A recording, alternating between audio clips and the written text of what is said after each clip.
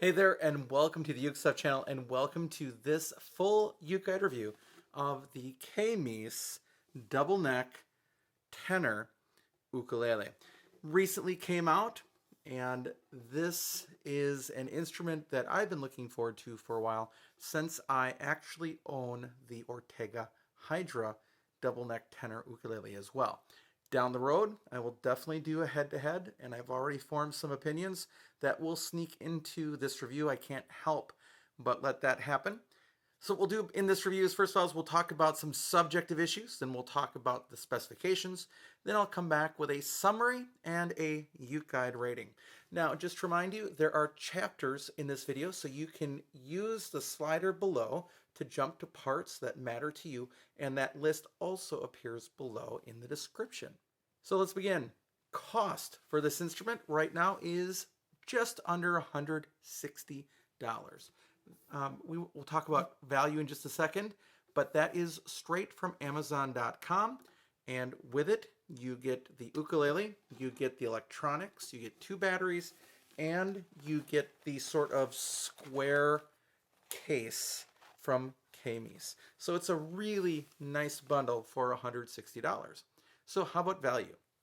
Well, the closest competitor is $400. This is $160, and you get almost everything that you get with the competitor's product. So it is a great deal, even though it's not a perfect instrument, which we'll get back to in just a moment. But it's an exceptional value at $160. Now let's talk about build quality. Overall, on the outside, I have no complaints. It did have some sharp fret ends that I dealt with, but then again, I live in Wisconsin and teach in Minnesota, so therefore the humidity levels here are, I think, at times lower than the Sahara Desert. So even a laminate ukulele has a solid wood neck and solid wood fretboards where frets will sprout from there. So I was able to deal with that very quickly, but yes, you could receive one with has some sharp fret ends. The other thing I do want to mention is that this is the second unit that was sent to me, and actually this review is pushed off 1 week because I was waiting for this one to arrive. Now what happened to the original was the 4-string, not the 8-string, the 4-string, so less tension, the neck started to separate from the body. The neck is glued on. It's not screwed in, it's glued on like many ukuleles, and I contacted the company, and they very quickly sent out a second model for me to review. I'll be repairing the first one, and it will be absolutely playable, but I just want to mention that that situation happened, but that the company stood behind their product, as I believe it has done for many other people. So they want the customer to be happy. There's no question about it. So on the outside, really well put together. How about the inside? So let's go take a look. All right, let's take a look at the Kmise double neck tenor ukulele. They've got it listed as the MI3229. So we're going to go inside and take a look here. And looking at the back, you can see there's a tail block back there. You can see you have your sort of traditional notch kerfing with a little bit of a step down there, like they ran out of some kerfing and just added to it. Some glue, as you can see, on the neck block sticking through, but not terrible. You can see there's the output jack as well as the batteries plug in there. And you can see that it's got some horizontal bracing. All right, then as we back up a little bit, we can see the bridge support, and we can see how the strings are connected with a pull-through bridge. And you can see that the 4-string just uses regular knots, whereas the 8-string, I can get the angle right there, is using beads, at least with some of the strings, not all. And the string ends are pretty long, but they're not vibrating. You can also see the piezo pickup here that's going to be running to the main controls, which we'll take a look at in a second. Just looking over at the sides, some glue mess, but generally pretty cleanly built. And let's take a look at over here now. I'm moving around to give us the best view. Over here is the side control, and you can see that the cables here are connected to the side of the ukulele with a little bit of extra glue spill there you can see on the kerfing of that sort of wire organizer there on the side, or the wire tie that is glued to the side, but there is the controls for the pickup.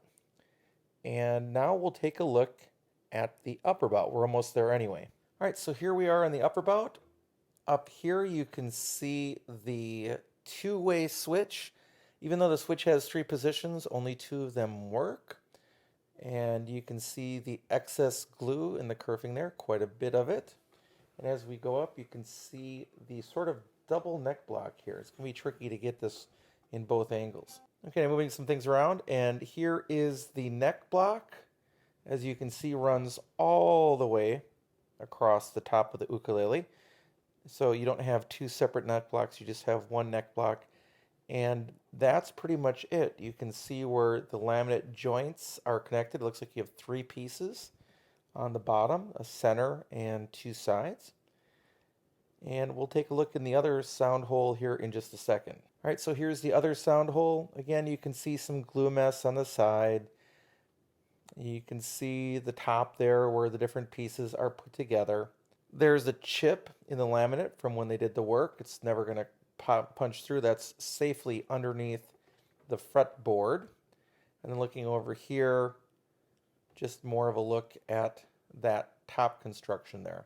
All right, and that is our look at the Kmise MI3229 double neck tenor ukulele. All right, we're back. So very traditional build on the inside. A lot of body space on the inside, right? And the electronics are connected well. They don't buzz. The one negative on the inside is that there is quite a bit of glue that is in places that it really doesn't need to be, or there's too much. So the one critical response would be the glue. Now, the only other thing I want to talk about in build quality is something that I've brought up to the company, which is the location of this switch. First of all, it's only a 2-way switch. So on the competitor's product, and I hate the fact that I have to compare it, but I do in this case, the competitor has a 3-way switch, so that if you're one way, it picks up one pickup. If you go the other way, it picks up the other pickup. If you go in the center, it picks up both. This one only does one or the other. The third setting or the middle setting doesn't really exist with the pickup. So just be aware of that. And then the location is not in a good spot. I thought that on the competitor's product originally that the pickup or the switch that was located here was a bad location because it potentially could get in the way of your arm. Well, this I originally thought, oh, that's a good idea. It's going to be easier to switch and so forth. But the problem is it gets right into the way of where I would do my palm muting on this instrument. So it gets in the way, and if I'm not careful, not only do I hit it, but I can actually switch it. So if I want to be amplifying this pickup, I can accidentally hit the switch when I do a palm mute. I've let the company know about that, and I would not be surprised at all in the next batches if that would move. It is not a deal breaker for me because I honestly don't use palm muting that much, and if I need to palm mute, then I can do it all day long on the other neck if I need to. So just be aware of that. That is a quality control issue. It was a solution I think somebody thought would be good, and then ultimately it just doesn't work out. I mean, you could palm mute way up there, but then you don't quite get the sound that you're hoping for out of your instrument. Now, in terms of appearance, I think it looks great. I would prefer a traditional rosewood bridge and a rosewood saddle. Other than that, I love the headstocks. They're gorgeous. I like the fact that Kmise does something different with their headstocks, that little bump. It's not super fancy, but it's different. There's the back of it. The necks are comfortable, C-shape. You know, it's kind of what you would expect. If you like the maple fretboard, that's great. It does make it pop. Some of my second grade students said it looked like a giant bunny rabbit, which I would probably agree with. And of course you have pull-through bridge. You do have that nice black binding on both sides. Plus you have a rope rosette. Now, the only thing that's kind of odd is I wonder if that rosette shouldn't just be black like the binding, because there is no other rope on the instrument. So as a personal touch, I think I would have tried just a black rosette just to see. And I probably would have done, a darker fretboard with a black rosette. And I think that would have been pretty awesome looking. Again, I still think it's good looking the way that it is. I'm being super picky. I like the mahogany. I like it far better than the Ovancol of the competitor's product. I just like how it looks better. Now, other people are going to like the Ovancol better. Fair enough. That's your choice. This one appeals to me some more. I think it's very attractive. It does have the mini sort of dip here, which sort of acts like a cutaway so you can get your fingers in at that point of the fretboard if you need to. And really, there's not much else to say other than the slight arch back, which we've already mentioned. So again, in summary of appearance, it's missing a couple of the features of the competitor's product, but they're not essential features. And what you're left with, I think, is actually overall a better looking ukulele. Now, in terms of availability, if you want one of these, they're available on Amazon right now for $160. How many of these will stay in stock? I don't know. That's a really good price. And when people find out that this model is available at this cost, there's a whole bunch of people that were looking at the competitor's product that are going to say, I didn't really want to spend $400, but I'll spend $160 on it and get a very similar instrument. So I don't know how long these will last, and shipping is a nightmare. Right now, this is being filmed in 2021, where some companies are up to 4 months late in shipments. So if these sell out, I'm not sure when they will come back in again. But as for right now, they are available on Amazon for purchase. All right, now let's talk about playability. Both nuts are approaching 38 millimeters, so people with larger hands, I think, will be sort of happy with this as an option. In addition, it was set up pretty well. The action was set up pretty well both at the 1st fret and at the 12th fret. I might like the action a little bit lower, but also I think I would like different strings. It does come with sort of a Aquila-esque sort of string. I'm not sure if they're Aquila strings or not, and it does have a wound low G over here. Beyond that, it isn't hard to play. It's a little harder to play the 8th string on this one, but it's not terribly hard to play it. People ask, what's it like to play an 8th string? I just recently reviewed the Acklot 8th string, and realistically, it's like playing a 4 string, except you're covering 2 strings at once, and the sensation on your finger for the most part is that you're playing one really thick string. That's really the way to think about it. It does require a little more attention, and that's why setup is so important. And I think setup is really pretty close on this one. Again, it could be a touch lower, but I think it's acceptable, definitely. Now, I think honestly the only challenge with the instrument is the location of that switch, as I mentioned.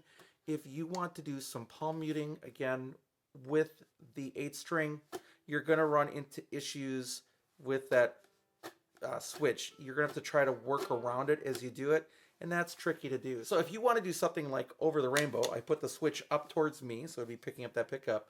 It would go something like this, and you might hit it. I just hit it. So it's definitely in the way with that palm mute. The same thing doesn't happen with the 4 string, obviously, because there's no switch there.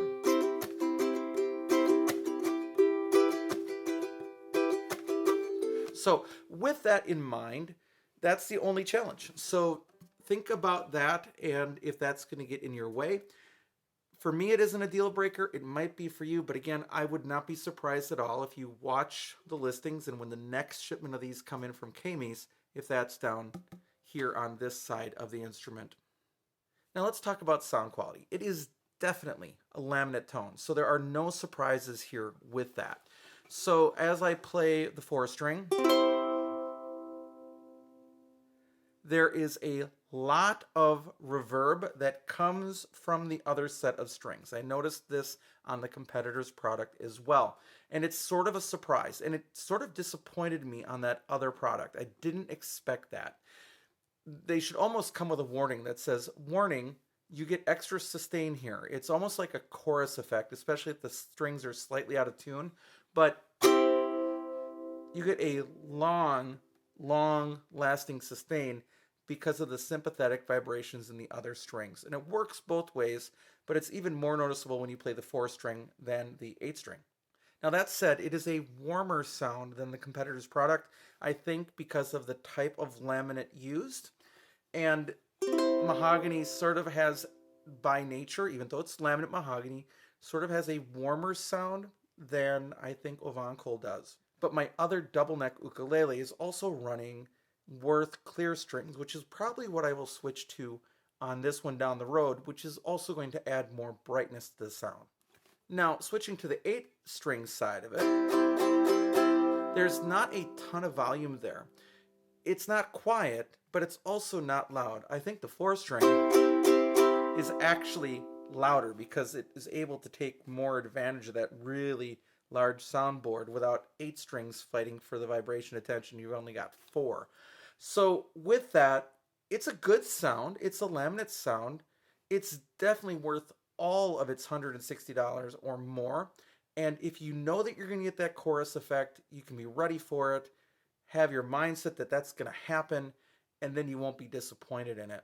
I think, honestly, as you plug it in, that sustain feature doesn't really continue in the same way.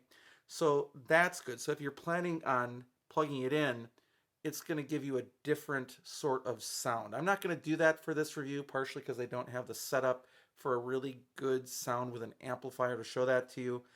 But I think it is well suited for that application. If you're playing acoustically, you sort of got to think that you're playing sort of like in a cathedral where there's always going to be some extra tones hanging on, and just be willing to work with that with the instrument.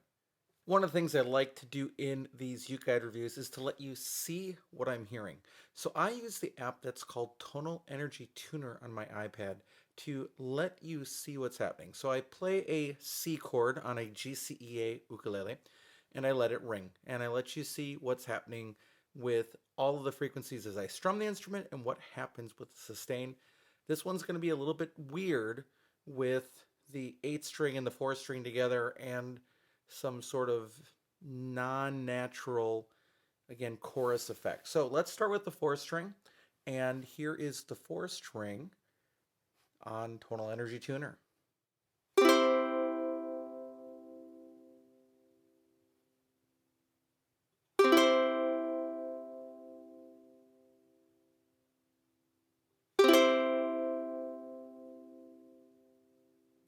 Now let's take a look at the 8-string.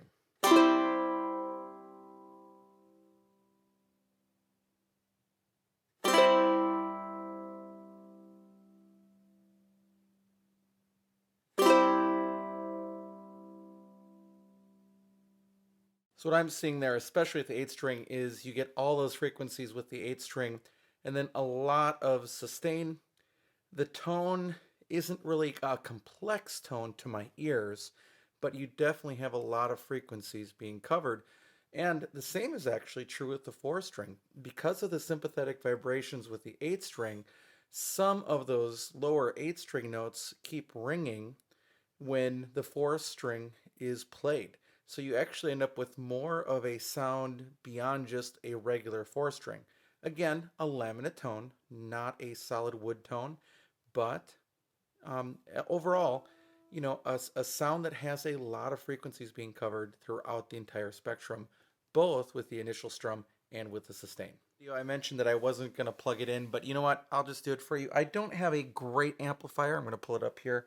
I just have this little practice amp that I use on the rare occasions that I want to amplify something. I also have a portable sort of speaker slash amp that I use if I'm playing, you know, bass somewhere. But anyway, plugging it in, and it's plugged in. The system will work all by itself. Volume is up. I usually turn up the volume most of the way and then back off a little bit. And then I make sure that the bass and the treble are all sort of middled in their buttons. And actually, a lot of these buttons do have a middle point, and that's where I generally leave those until a later time. If you want to get into more of the mixing of electronics, I'm really not the person for that discussion. I can mix things and find some things by ear of what I like. I have a general understanding of it, but I'm definitely not the expert on it. So what we're going to do here is we're going to play the different settings of the instrument. I'm going to show you how one of those settings is actually not active at all. So I'm going to turn on the amplifier, which I haven't turned on yet. All right, so I'm plugged in and I have the switch all the way towards the floor, which should be the 4-string. And again, you're not going to get a great sound of that amplifier over the microphone here. But I will show you when I'm playing the 8-string, I can hear a little bit of pickup just minorly on the little amp there. But it's mostly quiet, and what I'm hearing is sympathetic vibrations on the 4-string. Now, if I switch to the middle, nothing, nothing, and then to the 8-string, it's there as well. So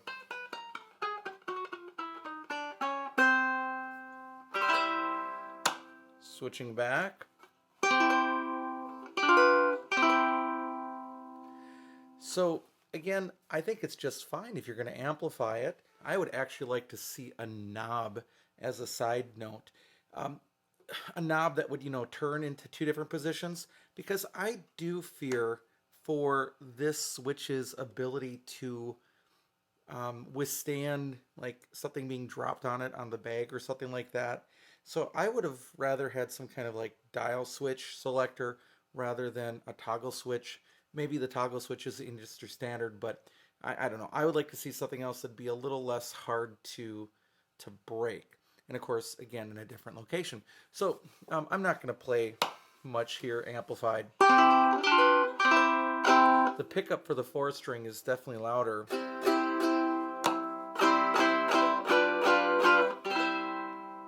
Than the 8-string. But then again, the 8-string seems softer than the 4-string too. I'm not complaining, just letting you know that it works, it functions, and everything else works. Now, one other little note. You put in the batteries on this side, and I'll actually show you that in a second because I know there's been some questions about batteries on other ukuleles. But on this one, if you turn on the tuner, it turns off the output. That's pretty standard in the industry, but all the time we'll see people that are like complaining that they turn on their controls and then they get no sound out of it. Well, when they're turning on their controls, they're actually just turning on the tuner, which shuts off the entire amplification system. It turns off the output jack. All right, I also wanted to show you the battery compartment here, which is in the location of the jack. Sometimes the battery compartment will be located up here. And modern instruments, if they're not a rechargeable battery, are generally going to be 2032s. And they just stack one on top of each other with the top part, I don't know if you can see that, facing out, and then 2 of them in a row with the bottom part towards the bottom. That's universal on most of these sort of active pickups. And then you just plug it back in, make sure batteries are laying flat, and push it in. It locks into place. And then you can always check it to make sure that you did it right by turning on your tuner. Just as a reminder, the tuner should time out. The tuner's on, by the way. Hard to see in the lights, but there you go. You can see it. But you should probably turn the tuner off, even though it should time out over time. So with that all said, let's move on to the specifications of the instrument. It is a double tenor ukulele. So the scale length is tenor, and the measured scale length is 16.875 inches from nut to saddle on both sides of the instrument. There are 18 frets on each neck, 14 to the body, and there are side marker dots on both necks as well as front position markers. The front position markers are really easy to see with black on sort of the maple, whitish color, tannish color, and then the side dots are white on black. The body style is a merged, sort of looks like a cell that's, undergoing mitosis. It's a merged double bout sort of layout. The soundboard is laminate mahogany. The back and sides are laminate mahogany. The fretboard is maple, and the bridge is maple. The fretboard is not radius, and the bridge is a pull-through bridge. The nut and saddle they appear plastic, and the saddles are not compensated. The finish is a matte finish with the exception of the fretboard. that just appears to sort of be flat, almost unfinished wood. I don't even know if there's a finish on there. I guess there is sort of a sheen, but it looks sort of almost unfinished, like unfinished maple, especially the bridges there. Now, the overall length of the instrument was 28 inches, which is a little hard to measure specifically, but I went from the tip over here of the top of the 8th string to the middle back over the hump to get 28 inches. The weight is 2 pounds, 8 ounces, which is double that of a number of ukuleles. Now, in terms of balance, it is balanced a little bit towards the headstock, as you'd imagine. It's not awful, but it's definitely, all that hardware pulls it down that direction. Speaking of those tuners, they're gold rear-facing tuners. They aren't branded. They work just fine, as many tuners do. No grinding or anything like that. They work smoothly, and I think they're pretty attractive units as well. They've made sure to match the other hardware on the instrument with the gold. I sort of wish they would have put a gold switch there then too, and I don't know if they can even find it, but a gold jack there would have been nice too. It'd be nice to have everything gold rather than just those things. They did a pretty good job, but there's some more matching of gold that could have happened. Now, the action at the 1st fret on both necks was 0.5 millimeters. Realistically, the 8th string probably could go down even a little bit less than that. It's just fine on the 4th string. The action of the 12th fret was 2.75 millimeters on both necks, and in both cases, I think that could go down a little bit, even as much as to like 2.25. So you could even go a whole another half millimeter down, but there isn't a ton of wiggle room on those saddles. The saddles don't have a ton of room to go down, so I'm not sure how much more that could be taken down. The nut width on these, on the 8th string, believe it or not, was 37.57 millimeters, and the nut width on the 4th string was 37.59 millimeters. That's really, really close. It's approaching 38 millimeters. The space at the 1st fret between strings on the 4th string was 9.52 millimeters between each string, so nice and roomy for people with large hands, 31.21 millimeters G to A. And then the spacing of the 1st string on the 8th string was 6.30 millimeters, which makes sense because you've got to have less amount of room when you have two chords, or, a course of 2 strings for each one. 6.30 millimeters with 31.31 millimeters G to A, which again is almost the same measurement as the 4th string. So your experience playing this from 4th string to 8th string isn't really that different. And finally, the last thing that I measure is the depth of the neck at the 3rd fret. That doesn't totally give you a complete picture of what the neck is like. These are very C-shaped. They're not D-shaped. There's no flatness to them that I generally like. But they are rounded. However, they're not incredibly deep either. The 4th string measured at 21.79 millimeters from the top of the 4 strings to the bottom of the neck, and the 8th string measured at 21.80 millimeters from the top of the strings to the bottom of the neck. So it's not excessively deep, but it is rounded much like a baseball bat.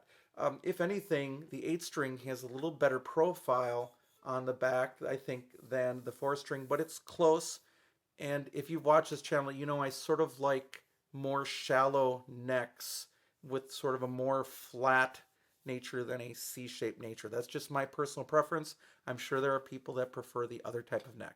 All right, we've talked about the subjective issues with the instrument. We've talked about the specifications of the instrument. So let me summarize and then give you the UkeGuide rating for this one. A few months ago, Kmise posted on Facebook about a couple coming instruments, and one of them was the mention of how about a double neck ukulele? And I believe I responded at the time and said, I would guess that one's coming anyway, and I think the response was a smiley face. Well, that instrument is here, and it is the second double neck ukulele that's available on the market that I know of. My friend Daniel Hulbert at Circuits and Strings has made a number himself of double neck ukuleles, but those aren't in mass production. So this is really the second one to go into production, although I will say that I've seen other unbranded double neck ukuleles available, for example, on AliExpress over the past year. So there are other instruments with double necks out there available for purchase. So this is similar, but not an exact replica of the Ortega Hydra, but they're very close in a number of ways as well. The main differences right off the bat are this one does not have a comfort edge, and this one only has a two-way switch that also appears sort of in a bad location. I personally wish that the instrument had a rosewood fretboard and a rosewood bridge. I think I would really like the looks of that. I don't mind the maple, but I think I would like the rosewood better. However, when it comes to value, this instrument is 40% of the cost of the Ortega, and you're getting almost all the playing experience, perhaps even a better playing experience. I don't fully know because my Hydra was set up by the Uke Republic, so I'm not sure how it arrived to them before it was set up. This one came from the factory set up very well for, basically a 60% discount brand new. I don't know how you can go wrong with that. And yeah, the first one I was sent had a situation where the 4-string neck became unglued, but Kmi's customer service came through right away and sent me another one, as I am sure they would send any customer that had such a problem. So if you're looking for a double neck ukulele, this is really the place to start, even with that switch. And as I've said a number of times in this video, I have a feeling Kmise is going to switch it from there to down there. And I just used switch. That was not an intended pun, just so you know. All right, so I review ukuleles. I give them a rating between 0 and 5 ukuleles. Considering the price, considering the overall value of this instrument, considering the fact that it's really well put together, a little bit of glue mess on the inside, and really the only true problem with it is the location of that switch, I'm going to give it a 4 out of 5 on the scale. If that switch were not there, it would have been a 4.5. I also want to make sure that I just point out the bag a little bit before we leave, because I realized I forgot to do that in the video. So the bag is a little different than the competitors. The competitors has some straps to hold it in place. It doesn't really need those extra straps on the inside because there's not really any place for it to go. But it does come with a bag. It's pretty well padded, probably 10 to 15 millimeters, has a nice comfortable handle, and just some normal backpack straps, but you don't really need much more than that to transport it. And of course, you don't need a tuner or anything because it comes with that. I've tuned it with it. It works just fine.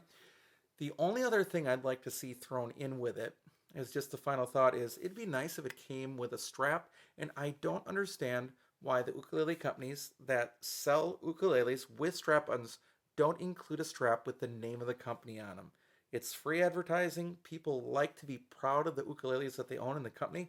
So, for example, I had UkeStuff straps made for a very low cost, and I know in bulk, the companies that assemble these can get them for even less than that. So that's my only other thing, is it probably should have come with a strap. But that's really small potatoes in the big scheme of things with an instrument that's $160 and does what this one does.